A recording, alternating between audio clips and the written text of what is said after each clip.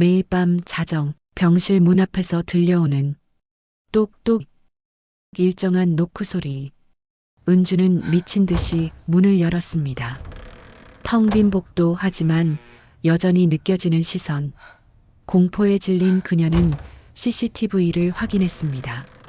그리고 그 화면 속에서 온몸이 얼어붙는 듯한 광경을 보았습니다. 흰 병원복을 입은 시어머니. 하지만 그 시어머니는 한 달 전 이미 세상을 떠난 사람이었습니다. 은주의 머릿속이 하얗게 비워졌습니다. 과연 매일 밤 자정에 들리는 노크 소리와 CCTV 화면 속 죽은 시어머니의 정체는 무엇일까요? 이야기 시작하기 전에 구독과 좋아요는 무료니까 꼭 눌러주시고 댓글로도 응원해주세요. 영상을 만드는데 정말 큰 힘이 됩니다. 서울 은평구 명심병원 6인실. 밤 11시를 가리키는 벽시계 소리만이 조용히 울리고 있었습니다. 은주는 남편 진수의 침대 옆 딱딱한 간이의자에서 몸을 뒤척였어요. 허리가 끊어질 듯 아팠지만 이미 석 달째 반복되는 일상이었죠. 병원 특유의 소독약 냄새와 노인들의 기침 소리, 그리고 산소호흡기의 규칙적인 소리가 뒤섞여 만들어내는 이 공간의 리듬에 은주는 이미 익숙해져 있었습니다. 진수가 뇌경색으로 쓰러진 것은 지난해 겨울이었어요. 회사에서 갑자기 쓰러져 응급실로 실려왔을 때 의사는 골든타임을 놓쳤다고 했죠. 58세라는 나이가 무색하게 진수는 하루아침에 모든 것을 잃었어요. 은주는 무심코 진수의 얼굴을 바라보다가 깜짝 놀랐습니다. 그의 입술이 아주 미세하게 움직였거든요. 마치 무언가를 부르려는 듯 희미한 숨소리가 새어나왔지만 곧 이내 멎었습니다. 은주는 급히 손을 잡았어요. 여보, 들려요? 저예요, 은주예요. 하지만 진수의 눈은 감긴 채로 미동도 없었습니다. 그날 이후로 진수는 단 한 번도 다시 말을 하지 않았습니다. 은주는 피곤한 기색이 역력했지만 그래도 정성스럽게 진수를 돌보았습니다. 결혼한 지 30년. 그동안 진수는 가장으로서 묵묵히 가족을 돌봤었죠. 이제는 은주가 진수를 돌볼 차례였습니다. 한 달 전 시어머니 숙자가 세상을 떠났어요. 79세의 나이로 치매 합병증이 원인이었죠. 숙자는 치매가 심해진 후에도 유독 아들 진수에 대한 기억만은 선명했습니다. 매일 새벽이면 병실을 찾아다니며 아들을 찾았어요. 은주야, 문 좀 열어봐. 우리 진수 밥은 먹었냐?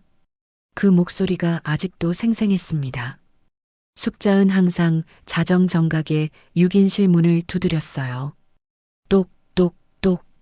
정확히 3번씩 마치 약속이라도 한 것처럼 규칙적이었죠. 은주는 그때마다 일어나 문을 열어드렸습니다. 어머니, 진수 씨 잘 먹었어요. 걱정 마세요. 그래, 우리 진수가 어릴 때는 밥을 참 안 먹어서 속을 썩였는데. 숙자은 그렇게 중얼거리며 아들의 얼굴을 한참 바라보다가 돌아가곤 했어요. 어떤 날은 진수의 이마를 쓸어내리며 눈물을 흘리기도 했죠. 치매로 많은 것을 잊었지만 아들에 대한 사랑만은 끝까지 간직하고 있었던 거예요. 숙자가 떠나고 나서 병원의 새벽은 너무나 고요해졌습니다. 그 규칙적인 노크 소리가 사라지자 오히려 은주는 불안했어요.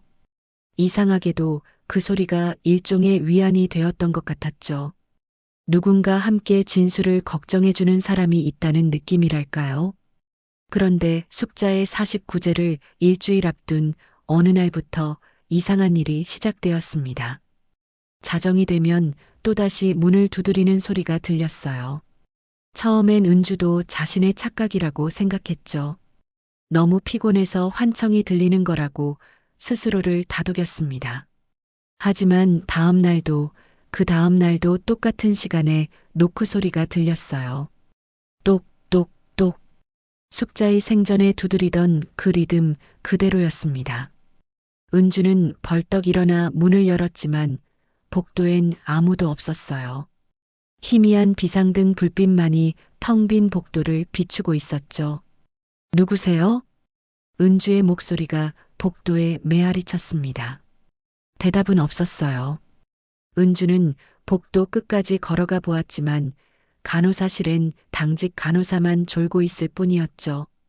혹시 방금 전에 누가 6인실 쪽으로 간 사람이 있었어요? 은주의 물음에 간호사는 고개를 저었습니다. 아니요. 제가 계속 여기 있었는데 아무도 안 지나갔어요. 왜 그러세요? 아, 아니에요. 제가 잘못 들었나 봐요. 은주는 다시 병실로 돌아왔지만 불안한 마음은 가시지 않았습니다.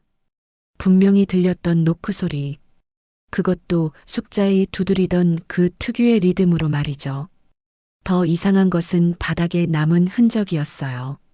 복도 바닥에 물기가 묻은 발자국이 희미하게 남아 있었습니다.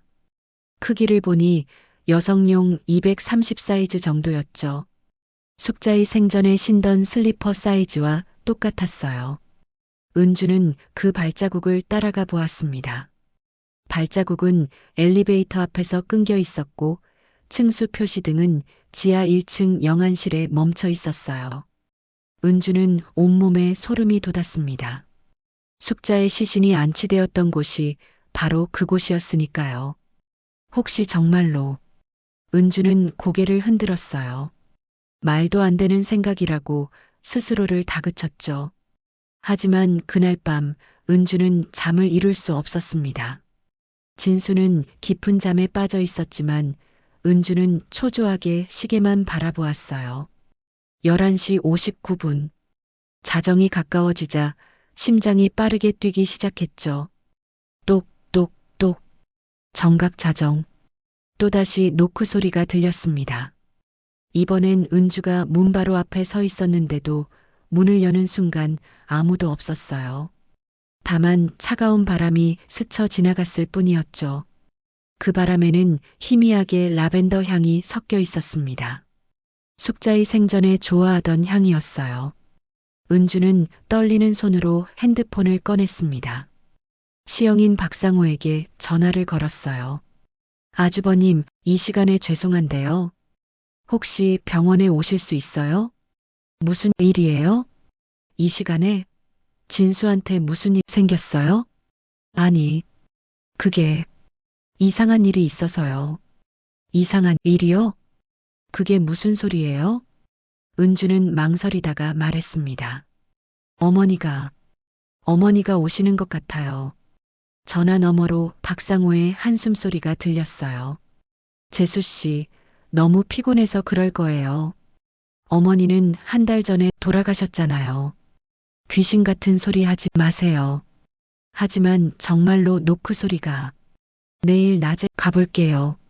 너무 스트레스 받지 말고 좀 쉬세요. 전화는 그렇게 끊겼습니다.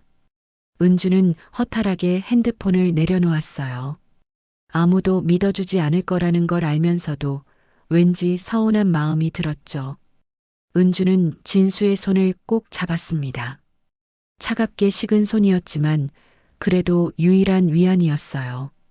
여보, 어머니가 정말 당신 보러 오시는 걸까요? 그리워서 못 떠나시는 걸까요? 대답 없는 진수의 얼굴을 바라보며 은주는 조용히 눈물을 흘렸습니다. 병원의 긴 밤은 그렇게 깊어가고 있었어요. 그날 이후로 자정은 공포의 시간으로 완전히 변했습니다. 은주는 노크 소리에 대한 두려움과 동시에 묘한 기대감을 느꼈어요. 정말로 숙자라면 아들을 그리워하는 어머니의 마음이라면 그것도 이해할 수 있을 것 같았으니까요. 하지만 산 사람과 죽은 사람이 만난다는 것이 과연 가능한 일일까요? 은주는 내일 박상호가 오면 CCTV를 확인해 봐야겠다고 생각했습니다. 병원 복도에는 보안 카메라가 있었으니 분명 무언가 찍혀 있을 거예요. 그것이 무엇이든 간에 확인하고 싶었죠. 이 기이한 현상의 정체를 밝혀내고 싶었습니다. 다음 날 아침 9시, 은주는 밤새 한숨도 못 잔 채로 병원 보안실로 향했습니다. 진수가 물리치료를 받는 시간을 이용해서 어젯밤에 CCTV를 확인하기로 했죠. 복도에는 아침 햇살이 비스듬히 들어와 있었지만 은주의 마음은 여전히 어젯밤의 어둠 속에 머물러 있었어요. 보안실은 병원 1층 구석에 위치해 있었습니다. 은주가 문을 두드리자 50대 중반의 보안대장 오창수가 문을 열어주었어요. 오창수는 이 병원에서 15년째 근무하는 베테랑이었죠. 무슨 일로 오셨어요, 보호자님? 어젯밤에 이상한 일이 있어서요. 자정쯤 6인실 앞 CCTV 좀 확인할 수 있을까요? 오창수는 고개를 갸웃거리며 은주를 보안실 안으로 안내했습니다. 좁은 공간에는 여러 대의 모니터가 병원 곳곳을 비추고 있었어요. 자정이라고 하셨죠? 잠깐만요. 오창수가 컴퓨터를 조작하자 화면에 어젯밤의 영상이 떴습니다. 11시 59분. 조용한 복도의 모습이 보였어요. 은주는 숨을 죽이고 화면을 응시했죠. 자정이 되자 화면에 무언가 움직임이 포착되었습니다. 희미한 형체가 복도를 걸어오고 있었어요. 은주는 자신도 모르게 의자에서 일어났습니다. 저게 뭐죠? 오창수도 화면을 자세히 들여다보았어요. 영상을 확대하자 병원복을 입은 누군가의 모습이 흐릿하게 보였습니다. 둥근 파마 머리에 구부정한 허리. 그 실루엣은 분명 숙자와 닮아 있었어요. 이상하네. 출입 기록을 확인해 볼게요. 오창수가 다른 컴퓨터로 출입 기록을 조회했습니다. 하지만 그 시간대에 병원에 출입한 사람은 없었어요. 면회 시간도 끝난 지 오래였고 의료진도 모두 휴게실에 있었던 시간이었죠. 보안대장님, 이 사람, 우리 시어머니를 닮았어요. 한 달 전에 돌아가신 박숙자 할머니요. 오창수의 표정이 묘하게 변했습니다. 박숙자 어르신이요? 아, 그 치매 있으셨던 할머니. 맞아요. 제가 기억해요. 매일 새벽마다 아드님 병실 찾아다니셨잖아요. 네, 맞아요. 그런데 돌아가신 뒤에도 계속 노크 소리가 들려서 그때 보안실 문이 열리며 박상우가 들어왔습니다. 검은색 정장에 서류 가방을 든 모습이 여전히 깔끔했어요. 예순의 나이에도 사업가다운 카리스마가 느껴졌죠. 재수 씨, 여기 계셨네요. 간호사가 보안실에 가보라고 해서 왔죠. 아, 아주버님. 오셨어요? CCTV 좀 보고 있었어요. 박상우가 모니터를 흘끗 보더니 코웃음을 쳤습니다. 정말 귀신 타령을 믿는 거예요? 재수 씨도 이제 정신 차려요. 사람이 죽으면 끝이에요. 하지만 아주버님, 이거 보세요. 분명히 뭔가 찍혔어요. 박상우는 모니터를 자세히 보다가 손을 내저었어요. 화질이 안 좋아서 그런 거예요.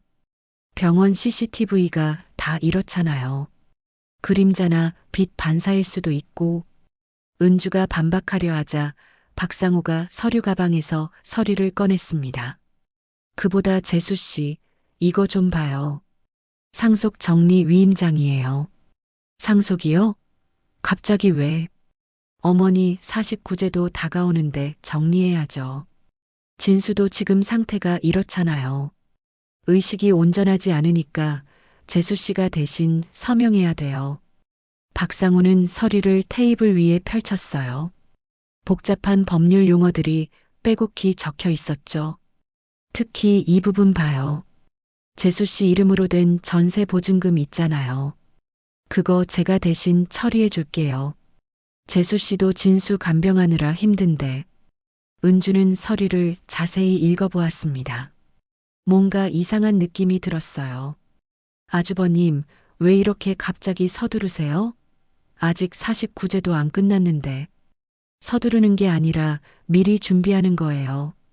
우리 집안일은 깔끔하게 정리해야죠. 박상호의 눈빛이 날카로워졌습니다. 은주는 본능적으로 한 발 뒤로 물러섰어요. 생각해 볼게요, 아주버님. 지금은 좀 생각할 게 뭐가 있어요? 어차피 진수는 회복 가능성도 희박하다며요? 현실적으로 생각해야죠. 그 순간 오창수가 화면을 가리켰습니다. 이거 보세요. 영상에 또 뭔가 있어요. 모니터를 보니 희미한 형체 뒤로 또 다른 그림자가 보였어요. 키가 큰 남자의 실루엣 같았죠. 은주가 영상을 더 자세히 보려 했지만 박상호가 재빨리 모니터를 꺼버렸습니다. 됐어요. 이런 쓸데없는 거에 시간 낭비하지 마요. 재수 씨, 서류는 내일까지 결정해서 연락해요. 박상호는 그렇게 말하고 보안실을 나가버렸어요. 은주와 오창수는 어리둥절한 표정으로 서로를 바라보았죠. 저 양반이 왜 저러시지? 영상 더 봐야 하는데. 오창수가 다시 컴퓨터를 켜려 했지만 이상하게도 파일이 열리지 않았습니다. 파일이 손상됐네요. 아까까지만 해도 멀쩡했는데. 은주는 불안한 마음으로 병실로 돌아왔어요. 진수는 물리치료를 마치고 침대에 누워 있었죠. 은주는 진수의 손을 잡으며 말했습니다. 여보, 아주버님이 뭔가 숨기는 것 같아요. 상속 얘기도 너무 급하게 하고. 진수는 대답할 수 없었지만 은주는 계속 말을 이어갔어요. 그것이 유일한 위안이었으니까요. 그날 밤 자정이 가까워지자 은주는 핸드폰을 준비했습니다. 이번엔 직접 녹화를 해보기로 한 거예요. 핸드폰을 병실 무늬 선반에 숨겨놓고 녹화 버튼을 눌렀죠. 11시 59분. 은주는 숨을 죽이고 기다렸습니다. 심장이 쿵쿵 뛰는 소리가 귓가에 울렸어요. 똑똑똑. 정확히 자정. 노크 소리가 들렸습니다. 이번엔 더 또렷했어요. 마치 들어가지 마, 가지 말라는 메시지처럼 절박하게 들렸죠. 은주가 문을 열었지만 역시나 아무도 없었습니다. 다만 이번엔 바닥에 무언가 떨어져 있었어요. 작고 하얀 꽃잎 하나. 국화꽃잎이었습니다. 숙자의 영정 앞에 놓였던 그 국화와 똑같은. 은주는 떨리는 손으로 꽃잎을 주었어요. 꽃잎은 아직 축축했고 향기도 진했습니다. 분명 얼마 전에 떨어진 것 같았죠. 어머니, 정말 어머니세요? 왜 이러시는 거예요? 뭘 말씀하시려는 거예요? 은주의 물음에 답하듯 복도 끝에서 차가운 바람이 불어왔습니다. 그 바람 속에서 희미하게 숙자의 목소리가 들리는 것 같았어요. 조심해. 상호를. 조심해. 은주는 소름이 돋았습니다. 환청일까 아니면 정말로 숙자의 경고일까? 핸드폰을 확인해 보니 영상에는 아무것도 찍히지 않았어요. 하지만 음성 파일에는 이상한 잡음이 녹음되어 있었죠. 마치 누군가 말하려고 애쓰는 듯한 소리였습니다. 은주는 그날 밤 한숨도 못 잤어요. 박상호의 서류와 숙자의 경고가 머릿속에서 계속 맴돌았죠. 과연 박상호는 무엇을 숨기고 있는 걸까요? 그리고 숙자는 왜 계속 나타나는 걸까요? 창밖으로 새벽빛이 들어오기 시작했습니다. 또 하루가 시작되는 거예요. 하지만 은주에게는 진실을 찾아야 한다는 무거운 숙제가 남아 있었죠. 은주는 결심했습니다. 오늘은 반드시 진실을 밝혀내겠다고.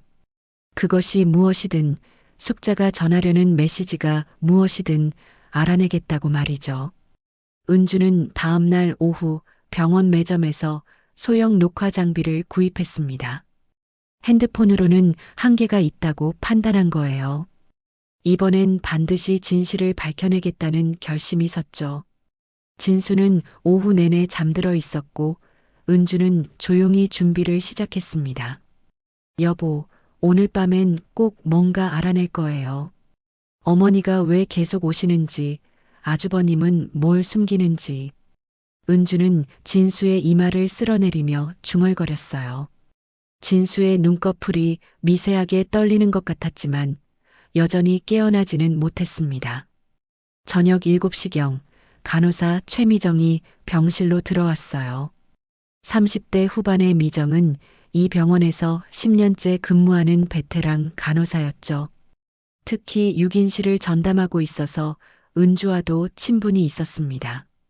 은주 씨, 오늘도 밤새 계실 거예요? 네, 오늘은 특히 더 지켜봐야 할 것 같아서요. 미정이 고개를 갸웃거렸어요. 혹시 그 노크 소리 때문이에요? 다른 보호자들도 가끔 그런 얘기하던데. 은주가 놀라서 미정을 바라보았습니다. 다른 보호자들도요? 누가 그런 얘기를 했어요? 3인실 김씨 할머니 보호자분이 그러시더라고요. 자정쯤 되면 복도에서 발소리가 들린다고. 그런데 이상한 건 그 시간에 230 사이즈 슬리퍼 신는 간호사는 없거든요. 230이요? 은주의 눈이 커졌습니다. 숙자가 생전에 신던 슬리퍼 사이즈와 정확히 같았으니까요. 네, 복도 바닥에 가끔 젖은 자국이 남아 있어요. 크기를 재보니 230이더라고요. 저희 간호사들은 대부분 235나 240을 신거든요. 미정은 약품을 정리하며 말을 이었어요. 사실 저도 한 번 봤어요. 자정쯤 복도를 지나가는 희미한 형체를. 처음엔 당직 의사인 줄 알았는데 키가 작고 구부정한 모습이었어요. 병원복 같은 걸 입고 있었고요. 은주는 심장이 빠르게 뛰기 시작했습니다. 미정의 증언이 자신이 본 것과 일치했으니까요. 그럼 간호사님도 이상하다고 생각하시는 거예요? 글쎄요. 병원이 오래되다 보니 이런저런 얘기가 많아요. 그냥 자동문 소리일 수도 있고 환풍구 소리일 수도 있고요. 너무 신경 쓰지 마세요. 미정이 병실을 나간 후 은주는 녹화 장비를 설치했습니다. 이번엔 병실 문이뿐만 아니라 복도가 보이는 창문 쪽에도 카메라를 설치했어요. 2대의 카메라로 완벽하게 포착하겠다는 계획이었죠. 밤 11시가 되자 은주의 핸드폰이 울렸습니다. 박상호였어요. 재수 씨, 오늘은 자정 전에 병실에서 나와요. 왜요, 아주버님? 무슨 일 있어요? 그냥 좀 꺼림칙하잖아요. 어머니 49제도 내일 모레인데 괜히 이상한 일에 휘말리지 마요. 아주버님도 뭔가 이상하다고 생각하시는 거예요? 전화 너머로 박상호의 한숨소리가 들렸습니다. 귀신보다 무서운 건 돈이에요, 재수씨. 그거 명심해요. 그리고 서류는 내일까지 꼭 결정해서 연락해요. 전화가 끊어졌습니다. 은주는 이상한 느낌이 들었어요. 박상호가 왜 자정을 피하라고 하는 걸까? 혹시 박상호도 무언가를 알고 있는 건 아닐까? 11시 45분. 은주는 녹화 버튼을 눌렀습니다. 이번엔 복도로 나가지 않고 병실 안에서 지켜보기로 했어요. 창문을 통해 복도를 바라보니 희미한 비상등 불빛만 보일 뿐이었습니다. 11시 55분. 복도 끝에서 무언가 움직이는 것이 보였어요. 은주는 숨을 죽이고 창문에 바짝 다가갔습니다. 희미한 형체가 천천히 다가오고 있었어요. 구부정한 자세, 짧은 파마머리, 그리고 병원복. 11시 59분. 형체가 6인실 문 앞에 멈춰 섰습니다. 은주는 떨리는 손으로 핸드폰을 들었어요. 직접 눈으로 보면서 동시에 녹화도 하려는 거였죠. 똑똑똑. 자정. 노크 소리가 울렸습니다. 은주는 재빨리 문을 열었어요. 하지만 역시나 문 앞엔 아무도 없었습니다. 다만, 이게 뭐지? 바닥을 보니 선명한 발자국이 남아 있었어요. 젖은 슬리퍼 자국이 복도를 따라 이어져 있었죠. 은주는 손전등을 켜고 자국을 따라가기 시작했습니다. 발자국은 엘리베이터를 지나 계단으로 이어졌어요. 은주는 망설이다가 계단을 내려가기 시작했습니다. 한 층, 두 층, 지하 1층 영안실 앞에서 발자국이 멈췄어요. 영안실 문은 굳게 닫혀 있었습니다. 하지만 문 아래로 희미한 빛이 새어나오고 있었어요. 은주가 문을 열려는 순간 누군가 어깨를 잡았습니다. 재수 씨, 박상우였어요. 땀을 흘리며 거칠게 숨을 쉬고 있었죠. 아주버님, 여기서 뭐 하세요? 그걸 내가 물어야지. 한밤중에 영안실엔 왜 와요? 발자국을 따라왔어요. 어머니인 것 같아서. 박상우의 얼굴이 일그러졌습니다. 재수 씨, 제발 정신 차려요. 어머니는 이미 화장했잖아요. 유골함은 집에 있고, 하지만 발자국이, 은주가 바닥을 가리켰지만 이상하게도 발자국이 사라져 있었어요. 방금 전까지 선명했던 젖은 자국이 흔적도 없이 사라진 거죠. 이상해. 분명히 있었는데. 박상우가 은주의 팔을 잡았습니다. 재수 씨, 너무 피곤한 거예요. 병실로 돌아가요. 두 사람이 엘리베이터를 타려는 순간 영안실 문이 삐걱 소리를 내며 열렸습니다. 안에서 차가운 바람이 불어왔어요. 그 바람 속에서 희미하게 라벤더 향이 났죠. 숙자가 좋아하던 그 향기. 박상우의 얼굴이 창백해졌습니다. 빨리 가요. 엘리베이터를 타고 올라오는 동안 두 사람은 아무 말도 하지 않았어요. 박상우는 계속 불안한 듯 뒤를 돌아보았고 은주는 의문만 더 깊어졌죠. 병실에 돌아온 은주는 녹화 장비를 확인했습니다. 카메라에는 분명 무언가 찍혀 있을 거라고 생각했어요. 하지만 영상을 확인해 보니 충격적인 장면이 담겨 있었습니다. 자정에 문 앞에 선 것은 희미한 형체가 아니라 선명한 사람이었어요. 허리가 구부정한 여성이 문을 두드리는 모습이 또렷하게 찍혀 있었죠. 얼굴은 정확히 보이지 않았지만 체형과 머리 모양은 분명 숙자와 닮아 있었습니다. 그런데 더 놀라운 것은 그 다음 장면이었어요. 여성이 사라진 직후 복도 끝에서 박상우가 나타났던 거예요. 박상우는 무언가를 들고 있었는데 그것은 작은 스피커처럼 보였습니다. 이게 대체... 은주는 영상을 다시 재생했어요. 분명히 박상우가 무언가를 조작하고 있었습니다. 그리고 그가 사라진 후에 바닥을 보니 물에 젖은 신발 자국이 찍혀 있었어요. 진실이 서서히 드러나기 시작했습니다. 하지만 여전히 의문은 남아 있었어요. 진짜 숙자가 다녀갔던 걸까? 은주는 진수의 손을 꼭 잡았습니다. 여보, 뭔가 큰일이 벌어지고 있는 것 같아요. 아주버님이 뭔가를 숨기고 있어요. 그리고 어머니도 뭔가 말하려는 것 같아요. 창밖으로 새벽빛이 들어오기 시작했습니다. 49제가 이틀 앞으로 다가왔어요. 시간이 얼마 남지 않았다는 것을 은주는 직감했습니다. 오늘 안에 모든 진실을 밝혀내야만 했어요. 아침 8시 은주는 어젯밤 녹화한 영상을 들고 다시 보안실로 향했습니다. 이번엔 확실한 증거가 있으니 오창수 보안대장도 믿어줄 거라고 생각했어요. 복도를 걸어가는 동안 은주의 머릿속은 복잡했습니다. 박상우가 정말 이 일과 관련이 있는 걸까? 혹시 상속과 관련이 있는 건 아닐까? 아니면 내가 너무 의심하는 건가? 보안실 문을 두드리자 오창수가 반갑게 맞아주었어요. 은주 씨, 또 오셨네요. 어제 그 CCTV 파일 복구했어요. 정말요? 어떻게 된 거예요? 오창수가 컴퓨터 화면을 보여주었습니다. 누군가 의도적으로 파일을 손상시킨 것 같더라고요. 그런데 백업 서버에 원본이 남아 있었어요. 한번 보실래요? 화면에 어제의 영상이 떴습니다. 은주가 녹화한 것보다 훨씬 선명한 화질이었어요. 그리고 거기엔 놀라운 장면이 담겨 있었죠. 보안대장님, 이거 보세요. 박상호 씨가 복도 끝 사각지대에서 뭔가를 설치하고 있어요. 오창수가 영상을 확대했습니다. 박상호가 작은 기계를 벽에 부착하는 모습이 보였어요. 그것은 동작 감지 센서와 스피커가 달린 장치처럼 보였죠. 이건 누군가 지나가면 자동으로 소리가 나도록 만든 장치 같은데요.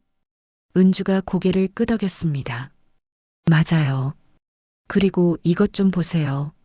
제가 어젯밤에 찍은 영상이에요. 은주는 자신의 핸드폰으로 녹화한 영상을 보여주었어요. 박상호가 스피커처럼 보이는 무언가를 조작하는 장면이 담겨 있었죠. 오창수가 한숨을 쉬었습니다.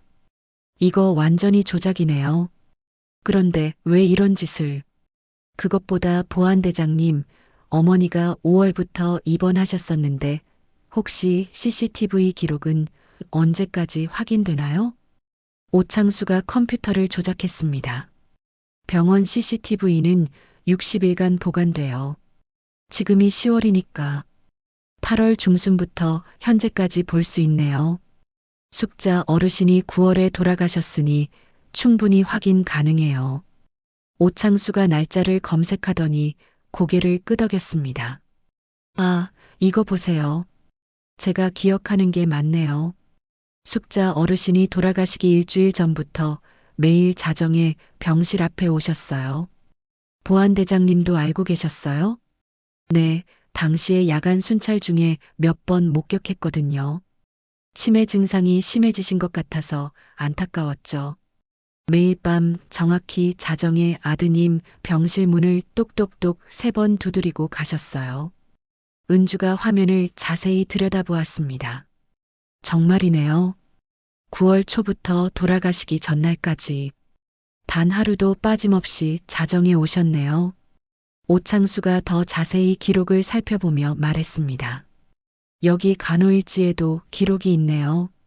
박숙자 환자 9월 3일부터 자정마다 아들 병실 찾아 문 두드림. 치매 증상으로 인한 반복 행동으로 보임이라고 적혀 있어요. 은주의 눈에 눈물이 맺혔습니다. 어머니는 치매에 걸리고도 매일 아들을 찾아오셨던 거예요. 그 버릇이 너무 강해서 돌아가신 후에도. 아니, 그건 말이 안 되죠. 오창수가 말을 흐렸지만 은주는 다른 생각을 하고 있었어요. 박상호가 이 사실을 알고 있었다면? 숙자의 버릇을 이용해서 은주를 겁주려 했다면? 보안대장님, 박상호 씨의 최근 출입 기록도 확인할 수 있어요? 그럼요. 어디 보자. 이상하네요. 박상호 씨가 최근 일주일 동안 매일 밤 11시 30분에 병원에 왔다가 자정 30분에 나갔네요. 매일이요? 네. 그것도 후문으로만 출입했어요. 정문은 밤 10시면 닫히니까 후문을 이용한 것 같은데 면회 시간도 아닌데 왜 매일 밤에 왔을까요? 은주는 혼란스러웠습니다. 돌아가신 어머니가 영상에 찍혀 있다는 것도 무서웠고 박상호가 매일 밤 병원에 온다는 사실도 이상했어요. 도대체 이 둘 사이에 어떤 연관이 있는 걸까? 아니면 정말로 어머니의 영혼이? 생각할수록 등골이 서늘해졌습니다. 그때 은주의 핸드폰이 울렸어요. 병원 회계과였습니다. 은주 씨? 진수 씨 병원비 관련해서 연락드렸어요. 그런데 이상한 게 있어서요. 뭐가 이상한데요? 숙자 어르신이 생전에 진수 씨 병원비로 5천만 원을 미리 납부하셨던 기록이 있어요. 그런데 어제 박상호 씨가 와서 그 돈을 환불받으려고 하시더라고요. 은주는 깜짝 놀랐습니다. 5천만 원이요? 어머니가 그런 돈을 언제? 2달 전에 납부하셨어요. 그리고 특별히 진수 치료비로만 써달라고 당부하셨다고 기록되어 있네요. 은주는 전화를 끊고 오창수를 바라보았어요. 어머니가 돌아가시기 전에 진수 병원비를 미리 내놓으셨대요. 그런데 아주버님이 그걸 환불받으려고 한다는 거예요. 은주는 고개를 저었습니다. 오창수가 갑자기 무언가 생각난 듯 말했어요. 아, 맞다. 숙자 어르신이 돌아가시기 전날 밤에도 이상한 일이 있었어요. 무슨 일이요? 그날도 자정에 6인실에 오셨는데 평소와 달리 한참을 문 앞에 서 계셨어요. 그리고 뭔가를 문틈에 끼워 놓고 가셨죠. 뭘 끼워 놓으셨는데요? 편지 같은 거였어요. 다음 날 아침에 청소하시는 분이 발견했는데 박상호 씨가 와서 가져갔다고 하더라고요. 은주의 심장이 빠르게 뛰기 시작했습니다. 숙자가 마지막으로 남긴 편지. 거기엔 분명 중요한 내용이 있을 거예요. 혹시 CCTV에 그 장면이 남아 있을까요? 오창수가 날짜를 검색했습니다. 있네요. 여기 보세요. 화면에 숙자의 마지막 모습이 담겨 있었어요. 숙자는 떨리는 손으로 봉투를 문틈에 끼우고 있었습니다. 그리고 문을 향해 한참을 바라보다가 마치 작별 인사를 하듯 손을 흔들었어요. 은주는 눈물을 참을 수 없었습니다. 어머니, 그런데 이것 보세요. 다음 날 아침 박상호 씨가 그 편지를 가져가는 장면이에요. 영상 속 박상호는 편지를 읽더니 얼굴이 굳어졌습니다. 그리고 주변을 살피고는 편지를 주머니에 넣었어요. 저 편지에 뭐가 적혀 있었을까요? 은주는 직감했습니다.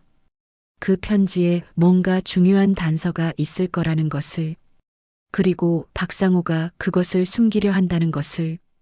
보안대장님, 혹시 병원 내 CCTV를 더 자세히 볼 수 있을까요? 아주버님이 그 편지를 어디에 숨겼는지.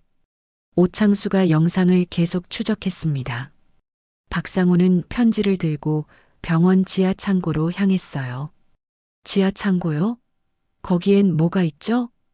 오래된 의료 기록들이랑 서류들을 보관하는 곳이에요. 일반인은 출입 금지인데. 은주는 결심했습니다.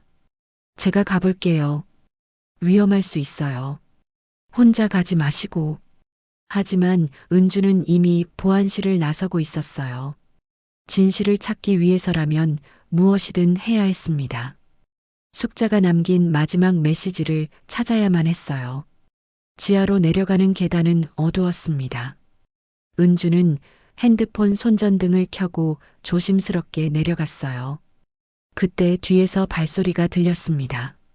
재수 씨, 박상호였어요. 어둠 속에서 박상호의 얼굴이 섬뜩하게 보였습니다. 뭘 찾고 있어요? 아주버님이야말로 여기서 뭘 하세요? 내가 먼저 물었잖아요. 두 사람은 팽팽하게 대치했습니다. 은주는 박상호의 눈빛에서 두려움과 분노가 뒤섞인 감정을 읽을 수 있었어요. 어머니의 편지를 찾고 있어요. 어머니가 마지막으로 남기신. 박상호의 얼굴이 일그러졌습니다. 그런 건 없어요. 어머니는 치매였잖아요. 제정신이 아니었다고. 아니에요.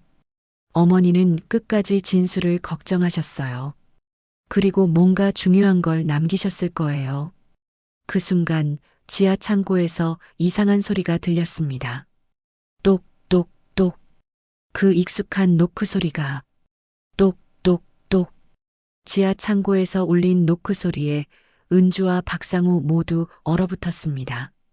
차갑고 어두운 지하 복도에서 그 소리는 더욱 섬뜩하게 울렸어요. 박상호의 얼굴이 창백해졌습니다. 이건 뭐야? 은주도 두려웠지만 용기를 내어 창고 문을 열었습니다. 안은 텅 비어 있었어요. 다만 벽에 설치된 작은 스피커에서 빨간 불빛이 깜빡이고 있었죠. 아주버님, 이게 뭐예요? 박상호가 당황하며 스피커를 떼어냈습니다. 이건 내가 설치한 게 아니야. 거짓말하지 마세요. CCTV에 다 찍혀 있어요. 아주버님이 매일 밤 병원에 와서 뭔가를 했잖아요. 박상호가 한숨을 쉬며 벽에 기댔습니다. 더 이상 숨길 수 없다는 표정이었어요. 그래, 인정해요. 내가 스피커를 설치했어요. 왜요? 왜 이런 짓을 하신 거예요? 박상우가 주머니에서 구겨진 편지를 꺼냈습니다. 숙자가 마지막으로 남긴 그 편지였어요. 어머니가 이 편지에 진수 병원비로 5천만 원을 미리 내놨다고 적으셨어요. 그리고 집 전세 보증금 2억도 진수 치료비로 쓰라고. 은주가 편지를 받아 읽었습니다. 떨리는 숙자의 글씨로 이렇게 적혀 있었어요. 사랑하는 진수야. 엄마가 정신이 오락가락해도 너를 걱정하는 마음만은 변하지 않는구나. 은주가 너를 잘 돌볼 거야. 상호야, 동생 가족 힘들게 하지 마라. 엄마가 지켜볼 거다. 은주의 눈에서 눈물이 흘렀습니다. 어머니가 끝까지 우리를 생각하셨네요. 박상우가 고개를 떨구었어요. 나도 어렵거든요. 사업이 망해서 빚이 3억이 넘어요. 어머니 재산이라도 없으면 정말 끝이에요. 그래서 저를 겁주려고 하신 거예요? 재수 씨가 무서워서 병원을 떠나면 진수 병원비도 환불받고 전세 보증금도 내가 처리하려고 했어요. 미안해요. 은주가 물었습니다. 어머니 영상은요? CCTV에 찍힌 어머니는 어떻게 설명하실 거예요? 박상우가 다른 편지 봉투를 꺼냈어요. 사실 어머니가 돌아가시기 전에 부탁하신 게 있어요. 내가 죽어도 진수 곁을 지킬 테니 영상을 남겨달라고. 무슨 말씀이세요? 어머니가 본인 모습을 녹화해달라고 하셨어요. 매일 자정에 병실 문을 두드리고 진수와 함께 있는 모습을요. 그래서 일주일 동안 영상을 찍어뒀죠. 은주가 충격을 받았습니다. 그럼 그 영상을 어머니가 병실 문을 두드리는 장면을 CCTV 시스템에 덮어 씌운 거예요. 마치 어머니가 계속 오시는 것처럼. 재수 씨가 무서워하길 바랐죠. 박상우가 노트북을 꺼내 파일을 열었습니다.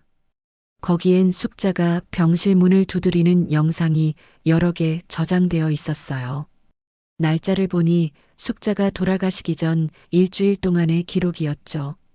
어머니는 정말로 진수를 지키고 싶어 하셨어요. 치매로 많은 걸 잊으셨지만 아들에 대한 사랑만은. 그때 은주의 핸드폰이 울렸습니다. 병동에서 걸려온 전화였어요. 은주 씨, 빨리 오세요. 진수 씨가 깨어났어요. 은주와 박상우는 동시에 뛰기 시작했습니다. 엘리베이터를 타고 6인실로 향하는 동안 두 사람은 아무 말도 하지 않았어요. 병실 문을 열자 진수가 눈을 뜨고 있었습니다. 석 달 만에 처음으로 의식을 되찾은 거예요. 여보. 진수가 힘겹게 은주를 불렀습니다. 은주는 진수의 손을 꼭 잡았어요. 여보, 정신이 들어요? 저 은주예요. 진수가 천천히 고개를 끄덕였습니다. 그리고 떨리는 목소리로 말했어요. 엄마, 봤어. 매일 와. 은주와 박상우가 놀라서 서로를 바라보았습니다. 뭐라고요? 어머니를 봤다고요? 진수가 힘겹게 말을 이었어요. 자정마다 문 두드리는 소리 들렸어. 엄마 목소리도. 의사가 들어와 진수를 진찰했습니다. 기적적이네요. 의식이 완전히 돌아왔어요. 그런데 환각이나 환청이 있을 수 있으니 너무 신경 쓰지 마세요. 하지만 진수는 계속 말했어요. 아니야. 진짜 엄마가 일어나라고 했어. 박상우가 무릎을 꿇고 진수의 침대 옆에 앉았습니다. 진수야, 미안해. 형이 너무 못됐어. 어머니 돈 때문에. 진수가 박상우의 손을 잡았어요. 형? 어머니가. 형도 걱정하셨어. 들었어. 그날 밤 자정이 되었습니다. 은주, 진수, 박상우 모두 병실에 있었어요. 더 이상 노크 소리는 들리지 않았습니다. 박상우가 모든 장치를 제거했으니까요. 하지만 이상한 일이 일어났습니다. 병실 창문 밖으로 하얀 나비 한 마리가 날아왔어요. 10월 찬 날씨에 나비라니. 나비는 창문에 앉아 날개를 3번 펄럭였습니다. 똑똑똑. 그 리듬이 노크 소리와 똑같았어요. 진수가 미소를 지었습니다. 엄마야. 나비는 잠시 머물다가 밤하늘로 사라졌습니다. 은주는 그제야 깨달았어요. 숙자의 사랑은 죽음도 막을 수 없다는 것을. 그리고 어쩌면 정말로. 박상우가 편지를 다시 꺼내 읽었습니다. 맨 마지막 줄에는 이렇게 적혀 있었어요. 내가 떠나도 매일 자정에 문을 두드릴 거야. 진수가 일어날 때까지. 은주가 박상우를 바라보았습니다. 아주버님, 어머니의 영상 다 지우지 마세요. 왜요? 어머니의 마지막 선물이잖아요. 진수를 깨운 건 어쩌면 정말 어머니였을지도. 박상우가 고개를 끄덕였습니다. 그래요. 어머니는 항상 약속을 지키셨으니까. 병실에는 고요함이 흘렀습니다. 하지만 그것은 두려운 적막이 아니라 평안한 고요였어요. 진수가 깨어났고 가족이 화해했으며 무엇보다 숙자의 사랑을 모두가 느낄 수 있었으니까요. 그런데 은주는 한 가지 의문이 남았습니다. 박상우가 조작한 영상과 노크 소리 외에 정말로 숙자가 왔던 흔적들, 바닥의 물기, 라벤더 향기, 국화꽃잎, 그것들은 대체 무엇이었을까요? 다음 날 아침, 진수는 재활치료를 시작했습니다. 의사들도 놀랄 정도로 회복 속도가 빨랐어요. 왼쪽 반신마비가 조금씩 풀리고 있었죠. 은주는 진수 곁을 지키며 간병을 이어갔고 박상호도 매일 병문 안을 왔습니다. 그런데 며칠 후 청소 아주머니 김순례가 은주를 찾아왔어요. 60대 초반의 순례는 이 병원에서 20년째 청소를 담당하고 있었죠. 은주 씨, 잠깐 할 말이 있어요. 네, 아주머니. 무슨 일이세요? 순례가 주변을 살피며 목소리를 낮췄습니다. 사실 숙자 어르신에 대해 말씀드릴 게 있어서요. 어르신이 돌아가시기 전에 저한테 부탁하신 게 있었어요. 은주의 눈이 커졌습니다. 어머니가 무슨 부탁을 하셨는데요? 매일 자정에 6인실 앞에 국화꽃을 놓아달라고 하셨어요. 진수 씨가 깨어날 때까지요. 그래서 제가 몰래. 은주가 순례의 손을 잡았어요. 그럼 그 국화꽃잎은 아주머니가? 네. 어르신이 돌아가시기 전날 저를 불러서 봉투를 주셨어요. 거기 돈이 들어 있었고 진수가 깨어날 때까지 매일 자정에 문 앞에 흰 국화를 놓아달라고 하셨죠. 순례가 낡은 수첩을 꺼냈습니다. 거기엔 숙자가 떨리는 손으로 쓴 메모가 있었어요.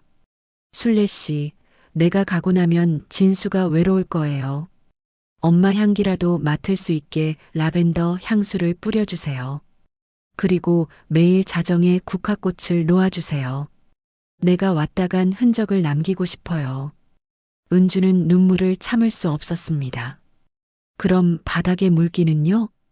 제가 꽃에 물을 뿌려서 신선하게 유지하려고 했어요. 그런데 실수로 바닥에 물이 떨어진 거예요. 230 사이즈 슬리퍼는 사실 제 신발 사이즈예요. 어르신과 같은 사이즈라서 모든 퍼즐이 맞춰졌습니다. 초자연적인 현상이라고 생각했던 것들이 모두 숙자가 미리 준비한 사랑의 흔적이었던 거예요. 아주머니, 왜 이제야 말씀하시는 거예요? 어르신이 비밀로 해달라고 하셨어요.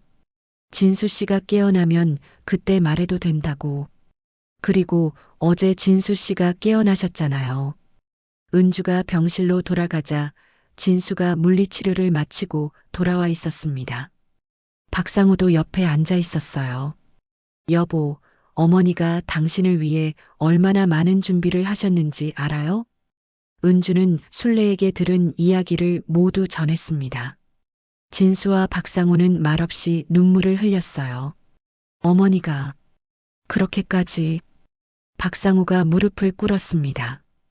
진수야, 형이 정말 미안해. 어머니의 사랑을 이용해서 너희를 괴롭혔어. 용서해줘. 진수가 힘겹게 손을 뻗어 박상호의 어깨를 잡았어요. 형, 괜찮아. 우리 가족이잖아. 그때 오창수 보안대장이 병실로 들어왔습니다. 은주 씨, 이거 보셔야 할 것 같아서 가져왔어요. 오창수가 태블릿을 보여주었습니다. 거기엔 숙자가 남긴 또 다른 영상이 있었어요. 이건 병원 의무기록실에 보관된 영상이에요. 숙자 어르신이 직접 녹화해달라고 부탁하신 거예요. 영상 속 숙자는 병원 침대에 앉아 있었습니다. 치매로 많이 수척해졌지만 눈빛은 또렷했어요. 진수야, 엄마야. 이 영상을 볼 때쯤이면 엄마는 없겠지? 하지만 걱정하지 마. 엄마는 항상 내 곁에 있을 거야. 숙자가 잠시 숨을 고르고 말을 이었습니다. 상호야, 너도 듣고 있니? 엄마가 진수에게 더 많이 남긴 건 진수가 아파서가 아니야. 내가 스스로 일어설 수 있다고 믿어서야. 하지만 어려우면 진수한테 도움을 청해. 가족이잖니. 박상호가 흐느꼈습니다. 은주야, 고마워. 우리 진수 잘 돌봐줘서. 너 같은 며느리가 있어서 엄마는 안심이야. 영상 속 숙자가 마지막으로 말했어요. 내가 매일 자정에 문을 두드리는 건 버릇이야. 죽어서도 못 고칠 것 같아. 그러니까 무서워하지 마. 그건 엄마의 사랑이니까. 영상이 끝났습니다. 병실에는 잠시 침묵이 흘렀어요. 진수가 먼저 입을 열었습니다. 형, 사업 얼마나 어려워? 빚이 3억이야. 거의 포기 상태야. 어머니가 남긴 병원비.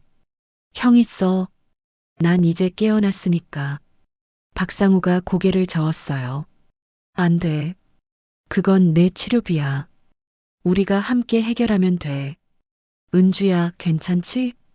은주가 고개를 끄덕였습니다. 그럼요. 우리는 가족인걸요. 그날 밤 49제가 치러졌습니다. 작은 제단 앞에 온 가족이 모였어요. 진수는 휠체어에 앉아 있었지만 스스로 향을 피울 수 있었죠. 어머니, 감사합니다. 이제 편히 쉬세요. 자정이 되었습니다. 더 이상 노크 소리는 들리지 않았어요. 하지만 모두가 느낄 수 있었습니다. 숙자가 미소 지으며 그들을 바라보고 있다는 것을. 순례 아주머니가 마지막 국화꽃을 놓고 갔습니다. 이제 제 역할도 끝났네요. 어르신이 참 대단하신 분이었어요. 은주가 꽃을 들어 향기를 맡았어요. 라벤더 향이 은은하게 났죠. 어머니의 버릇이 남긴 건 공포가 아니라 사랑이었네요. 박상우가 말했습니다. 그리고 용서와 화해의 기회였어. 어머니는 끝까지 우리 가족을 하나로 만들려고 하셨구나. 다음 날부터 진수의 재활치료는 더욱 적극적으로 진행되었습니다. 박상우는 사업을 정리하고 새 출발을 준비했어요. 은주의 도움으로 작은 가게를 열기로 했죠. 병원 6인실은 이제 평범한 병실이 되었습니다. 하지만 간호사들 사이에서는 전설이 되었어요. 사랑으로 아들을 깨운 어머니의 이야기로 말이죠. 어느 날 미정 간호사가 은주에게 말했어요. 은주 씨 알아요? 요즘도 가끔 자정에 이상한 일이 일어나요. 무슨 일이요? 6인실 문 앞에 하얀 나비가 나타나요. 계절에 상관없이요. 그리고 날개를 3번 펄럭이고 사라진대요. 은주가 미소를 지었습니다. 그건 어머니의 인사예요. 이 병원을 지켜주시는 거죠. 창밖으로 하얀 나비 한 마리가 날아갔습니다. 마치 숙자의 영혼처럼 자유롭고 아름답게. 49제가 끝나고 한 달이 흘렀습니다. 진수는 매일 재활치료를 받으며 조금씩 일상을 되찾아가고 있었어요. 왼쪽 팔을 조금씩 움직일 수 있게 되었고 휠체어 없이 보행기로 몇 걸음 걸을 수 있게 되었죠. 여보, 오늘은 10걸음이나 걸었어요. 은주가 진수의 손을 잡으며 기뻐했습니다. 진수도 힘들었지만 매일 포기하지 않았어요. 어머니가 자신을 위해 얼마나 많은 준비를 했는지 알고 나서 반드시 일어서야겠다는 결심이 더 강해졌죠. 박상호도 변했습니다. 사업 정리를 마치고 작은 식당을 열었어요. 은주가 초기 자금을 빌려줬고 진수도 퇴원하면 함께 일하기로 약속했죠. 재수 씨, 정말 고마워요. 내가 너무 못됐는데. 이제 그런 말씀 마세요, 아주버님. 우리는 가족이잖아요. 그런데 퇴원을 일주일 앞둔 어느 날 이상한 일이 다시 시작되었습니다. 밤 11시경 은주가 병실에서 잠들려던 참이었어요. 그런데 복도에서 이상한 소리가 들렸습니다. 발소리였어요. 하지만 이번엔 익숙한 230 사이즈 슬리퍼 소리가 아니었죠. 더 무겁고 더 빠른 발소리였습니다. 은주가 창문으로 복도를 내다보니 검은 정장을 입은 남자가 6인실 쪽으로 걸어오고 있었어요. 얼굴은 보이지 않았지만 키가 크고 어깨가 넓은 사람이었죠. 남자는 6인실 문 앞에 멈춰 섰습니다. 그리고 주머니에서 무언가를 꺼내더니 문손잡이를 돌리려 했어요. 은주는 심장이 쿵쾅거렸습니다. 본능적으로 위험을 느꼈죠. 재빨리 간호사실로 전화를 걸었어요. 여보세요? 6인실인데요. 지금 누군가 병실에 들어오려고 해요. 네. 지금 면회 시간도 아닌데. 바로 가볼게요. 은주가 전화를 끊자마자 병실 문이 열렸습니다. 검은 정장의 남자가 안으로 들어왔어요. 은주는 벌떡 일어나 진수 침대 앞을 막아섰습니다. 누구세요? 여긴 왜 들어오는 거예요? 남자가 모자를 벗었습니다. 50대 초반으로 보이는 날카로운 인상의 남자였어요. 박진수 씨 맞습니까? 제 남편이에요. 당신은 누구시죠? 남자가 명함을 내밀었습니다. 대한채권추심 이강민 과장이라고 적혀 있었어요. 진수 씨가 3년 전에 빌린 돈 기억하시나요? 원금 5천만 원에 이자가 붙어서 지금 8천만 원입니다. 은주는 깜짝 놀랐습니다. 무슨 소리예요? 우리 남편이 그런 돈을 빌린 적이 없어요. 여기 차용증이 있습니다. 박진수 씨 본인이 서명하셨고요. 이강민이 서류를 펼쳐 보였습니다. 분명히 진수의 서명이 있었어요. 은주는 당황했죠. 이건 언제? 그때 진수가 힘겹게 입을 열었습니다. 형 빚이야. 뭐라고요? 진수가 천천히 말했어요. 3년 전 형이 사업 자금 필요하다고 내 이름으로 빌려줬어. 은주는 머리가 복잡해졌습니다. 박상호가 진수 이름으로 돈을 빌렸다는 것이었어요. 그럼 아주버님이 갚으셔야죠. 이강민이 고개를 저었습니다. 법적으로는 박진수 씨가 채무자예요. 박상호 씨는 연락도 안 되고요. 내일까지 돈을 갚지 않으면 강제 집행에 들어갑니다. 8천만 원을 어떻게? 은주는 절망했습니다. 숙자가 남긴 병원비는 이미 박상호에게 빌려줬고 전세 보증금도 아직 받지 못한 상태였어요. 이강민이 서류를 테이블에 놓고 나갔습니다. 내일 오후 3시까지 입금 부탁드립니다. 안 그러면 법적 조치 취하겠습니다. 은주는 주저앉았습니다. 모든 것이 잘 풀리는 것 같았는데 또다시 큰 위기가 찾아온 거예요. 여보, 왜 말 안 했어요? 왜 형님 빚을 당신 이름으로? 진수가 눈물을 흘렸습니다. 미안해. 형이 너무 어려워 보여서 가족이니까 괜찮을 줄 알았어. 은주는 진수를 원망할 수 없었어요. 그게 진수의 성격이었으니까요. 항상 남을 먼저 생각하는. 다음 날 아침 은주는 박상호를 찾아갔습니다. 새로 연 식당에 가보니 문이 굳게 닫혀 있었어요. 주변 상인에게 물어보니 충격적인 소식을 들었죠. 어젯밤에 짐 싸서 어디론가 떠나던데요? 빚쟁이들한테 쫓기나 봐요. 은주는 무릎이 꺾였습니다. 박상우가 도망간 거였어요. 은주가 빌려준 돈도 진수 이름으로 진 빚도 모두 떠안고 병원으로 돌아오는 길에 은주는 눈물을 흘렸습니다. 어떻게 해야 할지 막막했어요. 진수는 이제 막 회복 중인데 이런 스트레스를 받으면 안 되는데 그때 은주의 핸드폰이 울렸습니다. 모르는 번호였어요. 여보세요? 은주 씨? 저 순례예요. 청소 아주머니요. 아, 아주머니. 무슨 일이세요? 사실 숙자 어르신이 저한테 또 하나 부탁하신 게 있었어요. 진수 씨가 퇴원할 때 전해달라고 하셨는데 지금 전해야 할 것 같아서요. 뭔데요? 병원 물품 보관실에 숙자 어르신 이름으로 맡겨진 금고가 있어요. 비밀번호는 진수 씨 생일이래요. 은주는 희망을 느꼈습니다. 혹시 그 안에 해결책이 있을까? 물품 보관실로 달려간 은주는 작은 금고를 열었어요. 안에는 통장 한 권과 편지가 들어 있었습니다. 통장을 보니 1억 원이 입금되어 있었어요. 은주는 믿을 수 없었죠. 편지를 펼쳐 읽었습니다. 은주야, 이 돈은 내가 평생 모은 거야. 상호한테 줄 수도 있었지만 상호는 스스로 일어서야 해. 하지만 진수는 착해서 남의 빚까지 떠안을 것 같았어. 그래서 너한테 맡기는 거야. 진수가 정말 어려울 때 써. 그리고 상호를 용서해줘. 그 아이도 힘든 거야. 은주는 눈물을 흘렸습니다. 숙자는 이것까지 예상하고 준비해둔 거였어요.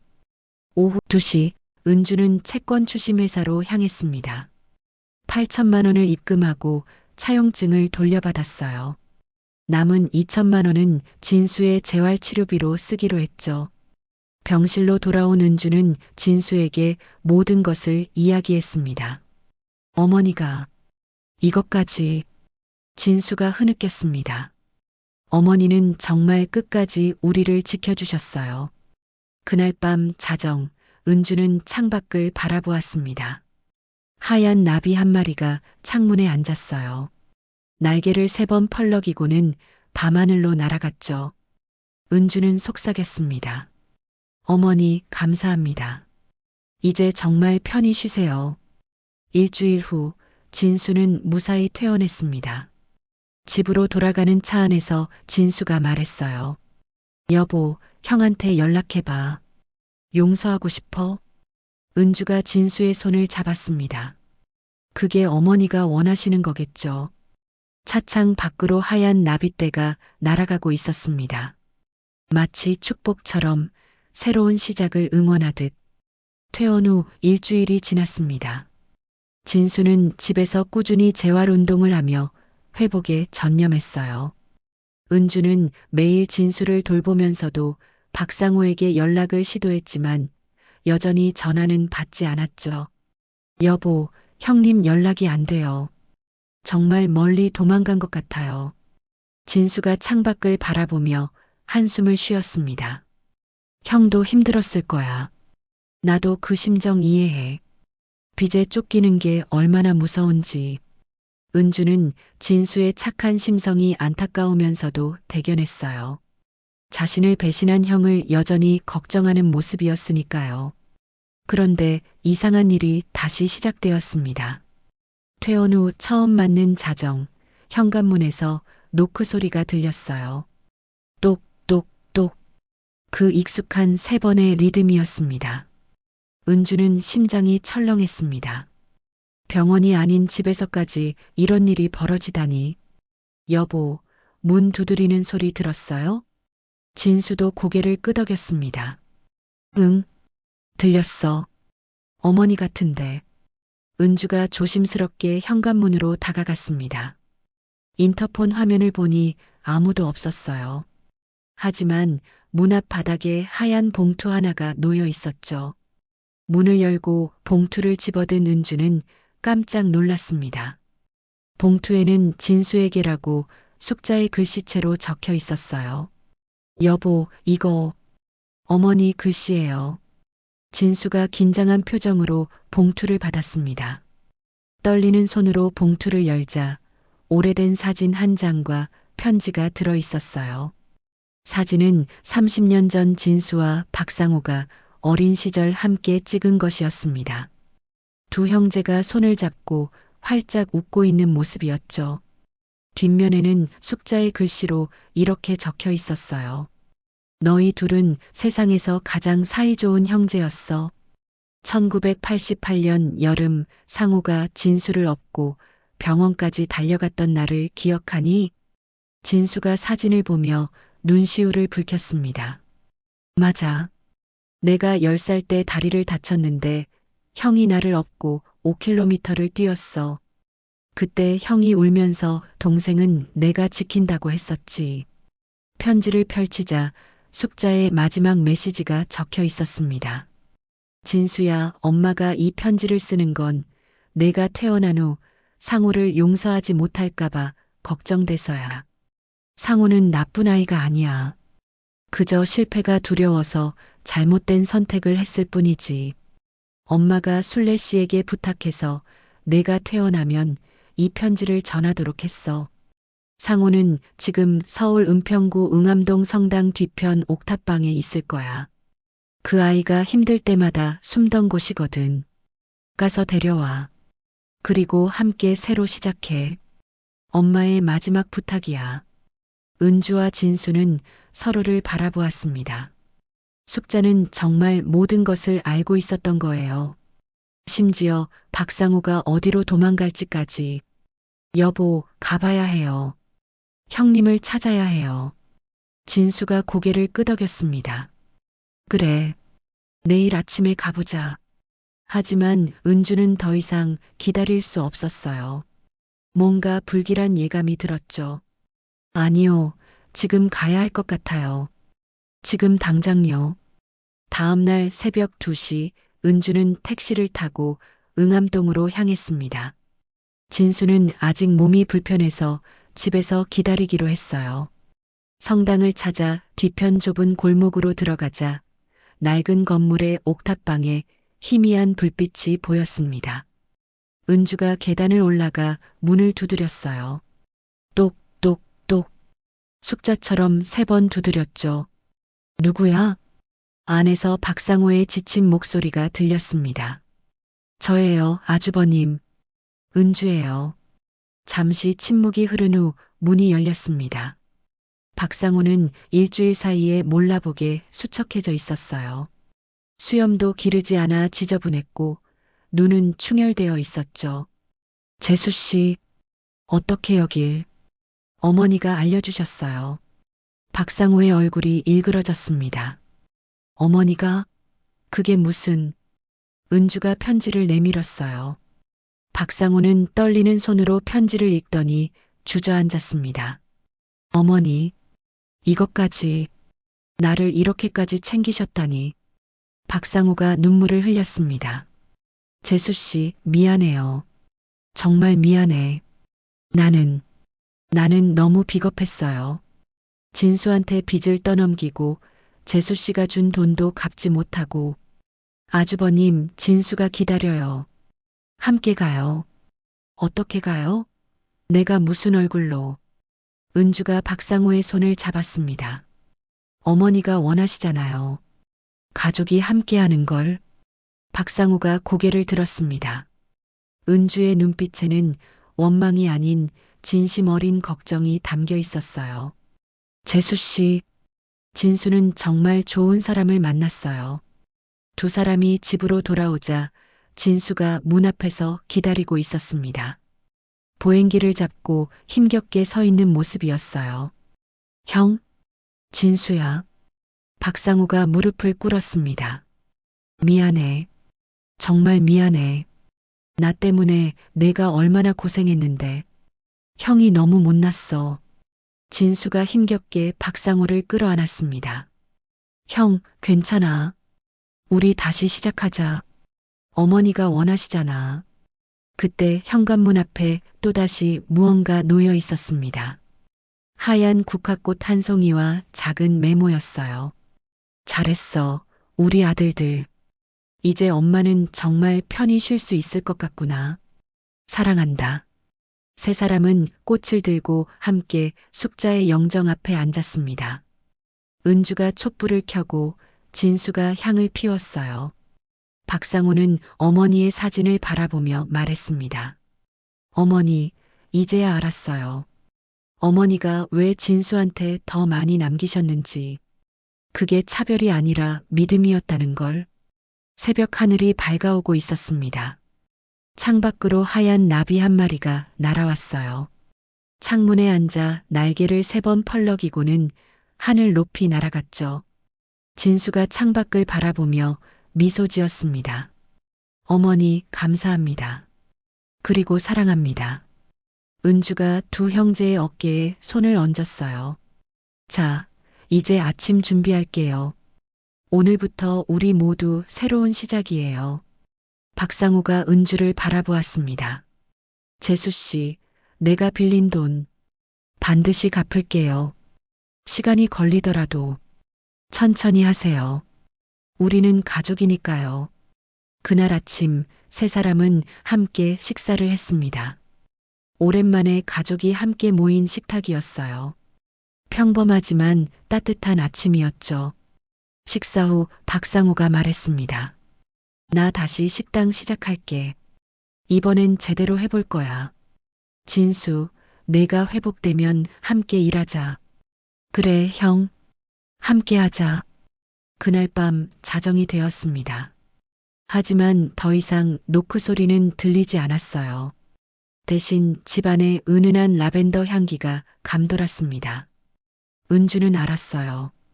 숙자가 이제 진짜로 편히 쉬고 있다는 것을, 그리고 하늘에서 미소 지으며 가족을 지켜보고 있다는 것을. 창밖으로 별이 반짝였습니다. 유난히 밝게 빛나는 별 하나가 마치 숙자의 눈빛처럼 따뜻하게 느껴졌어요. 어머니, 편히 쉬세요. 우리는 잘 지낼게요. 진수의 속삭임이 고요한 밤에 울려 퍼졌습니다. 그리고 그 순간 집안의 모든 시계가 정확히 자정을 가리키며 멈췄다가 다시 움직이기 시작했어요. 마치 숙자가 마지막 인사를 하고 떠나는 것 같았습니다. 잘 있거라, 사랑하는 내 아들들아라고 말하는 듯 했죠. 은주는 진수의 손을 꼭 잡았습니다. 앞으로도 힘든 일이 있겠지만 이제는 혼자가 아니었어요. 가족이 함께였으니까요. 그리고 하늘에서 숙자가 지켜주고 있으니까요. 새로운 시작이었습니다. 용서와 화해로 이뤄낸 진정한 가족의 새로운 출발이었죠. 오늘 이야기 마음에 와닿으셨나요? 혹시 다 들으셨다면 잘 들었습니다라는 한마디만 남겨주시면 큰 힘이 됩니다. 여러분의 하루에도 따뜻한 햇살 같은 순간들이 가득하길 바래요. 구독과 좋아요는 저에게 큰 힘이 됩니다. 다음 시간에는 더 깊고 감동적인 이야기로 찾아뵙겠습니다. 오늘도 함께 해주셔서 감사합니다.